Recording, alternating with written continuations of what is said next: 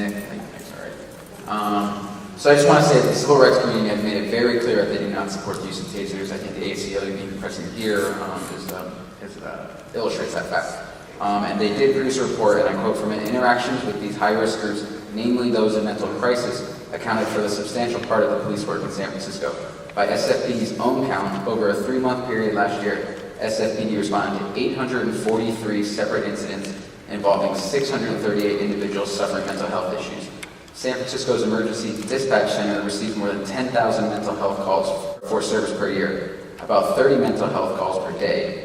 Furthermore, as of the end of 2010, 27% of fatal officer-involved shooting since 2005 had involved the mentally ill.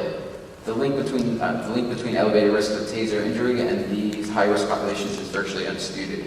As well, Amnesty International, another civil rights group, made a report from 2001-2008 showing that African Americans represented 45% of taser deaths and are only 12% of the national population. The ACLU highlights that particular risk in San Francisco. Again, I quote, "An article investigating the SFPD found that use of force among officers was not only alarmingly high, but that 40% of the victims of excessive force were African Americans, who make up less than 8% of the population." What's the date of that? This was a report in, I believe it was 2010. Right, so since I've been chief in April of 2011, there have been none.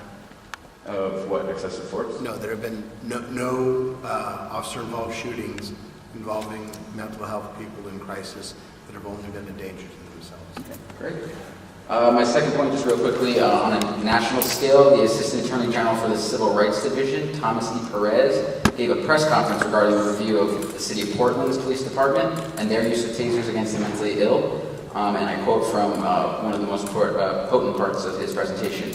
"Based on our review, we have concluded that while most uses of force were lawful, there is reasonable cause to believe that PPB is engaged in a pattern or practice of using excessive force against people with mental illness or those perceived to have mental illness. We found that encounters between PPB officers and persons living with mental illness too frequently result in a use of force or in a higher level of force than necessary. We further found that when dealing with people with mental illness, PPB officers used electric control weapons or tasers in circumstances where the use of tasers was not justified, or deploy them more times than necessary.